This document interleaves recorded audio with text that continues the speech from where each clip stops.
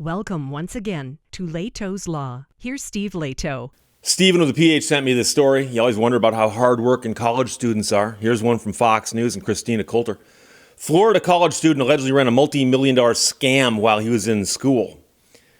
Florida college student has been charged with leading a retail shipping fraud scam that included nearly 10,000 phony returns and at least $3.5 million in lost product, according to the Department of Justice.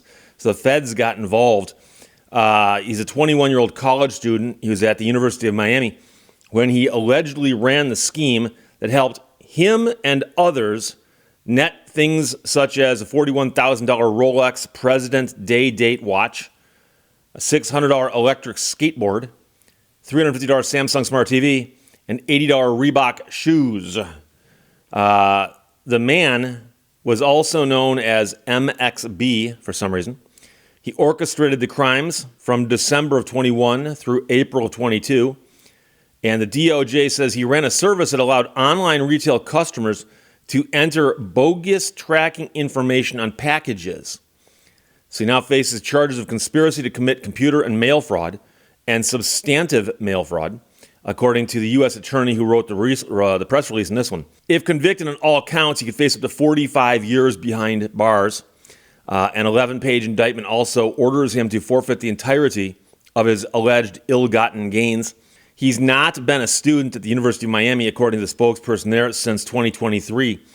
But they say that he hacked into compromised employee accounts of a multinational shipping, receiving, supply chain management company, and the agency did not name that in its release. But using those accounts, he and co-conspirators in Florida allegedly entered fraudulent tracking information for merchandise transported by the management company for retailers around the country. Online shoppers using this man's service could then claim that packages never arrived and procure full refunds and also keep the items they ordered. So they knew in advance, I can order this expensive thing, I'll get it, but we can hack into the system and say I never got it. I'll get my money back, but I get to keep the thing that I bought. He offered this service for sale, which was marketed as an FTID, fraudulent tracking ID. Now, I am a big believer in company names that actually explain what the company does. But on the other hand, sometimes you don't actually want to go that far. The indictment says the FTID fraud scheme caused nearly 10,000 fraudulent returns and resulted in more than $3.5 million in lost product and sales revenue to the victim retailers. The student made his first court appearance in Miami last week. It was unclear how he pleaded at press time, and the online docket does not list an attorney for him. So this is a crazy scheme, and you can see how it works, and it's not that difficult to figure out how it works.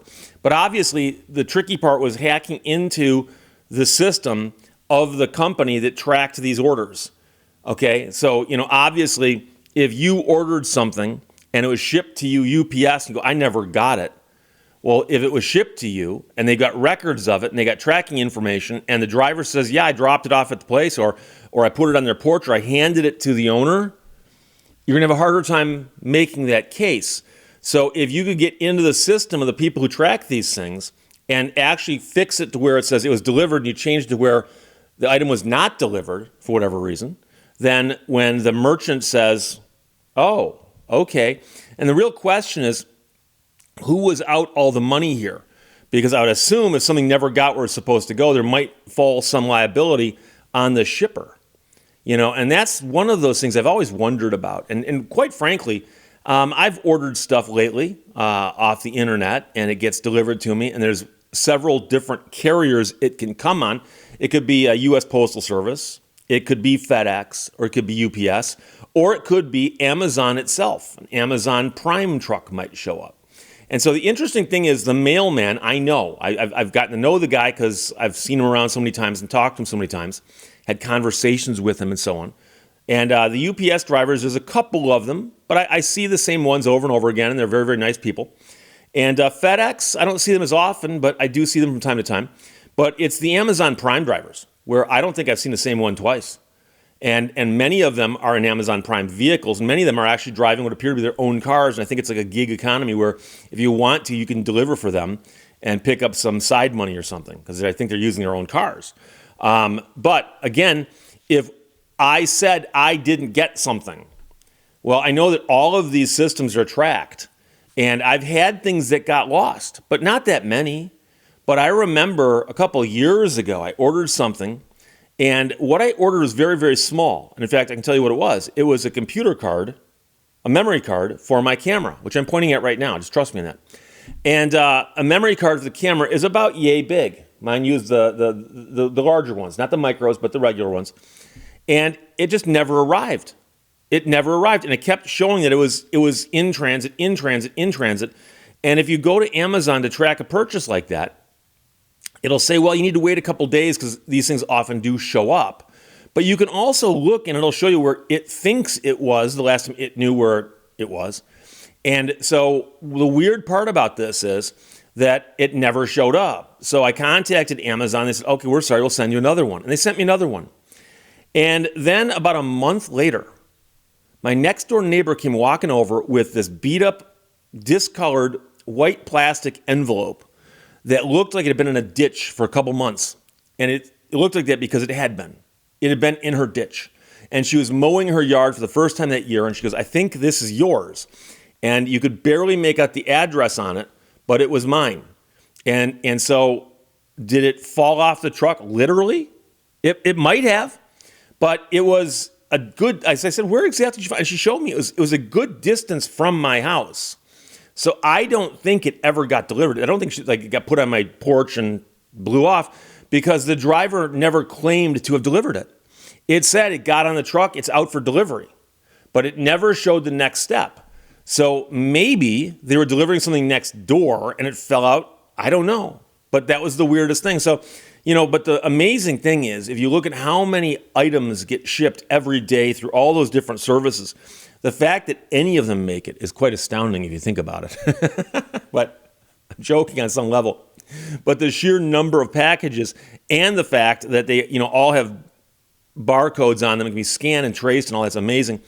And, occasionally I sell books and I ship books media mail, which is fairly inexpensive compared to first class. And the interesting thing is media mail gives you tracking information. So I can save the receipt, and if I send somebody a book, I save the receipt, and people go, Steve, I haven't got my book yet. And I can track it and tell them where it is. And in all the time of shipping books from my personal system using the USPS media mail, they've never lost one. Never. Now, I've had one or two get returned because they said this address is incorrect, and I had to speak to the person who gave me the address to figure out what was wrong. And I've had a person actually give me the wrong zip code by accident, and somehow it wound up someplace else. But I could never identify a situation where it was the fault of the Postal Service. And I've sent out hundreds of books at the same time. When my channel hit 100,000 viewers, I believe I gave away 100 books. And I remember being at the post office the better part of an afternoon as that poor clerk, and I'm so sorry. No, it's fine. And she just kept running these things through, and I shipped out 100 books that day. And every single one of them made it where they're going. So that's the one side of it. But the other side of course, is that apparently millions of dollars of stuff can get lost in shipping. And it doesn't get caught till it's $3.5 million. As one kid, 21 years old, doing this while attending school, presumably a business major? I don't know. Stephen of the PH sent that. Thanks a lot from Fox News, Christina Coulter. Florida college student allegedly ran a multi-million-dollar scam while he's in college. Now faces 45 years behind bars. Probably won't do that, of course, if it's a first offense, but it does make you think if you're 21 years old and you could literally spend double that in prison, in theory, would really make you stop and think about things. Questions or comments, put them below. Let's talk to you later. Bye-bye. Thank you for watching Lehto's Law. Success is never a measure of happiness.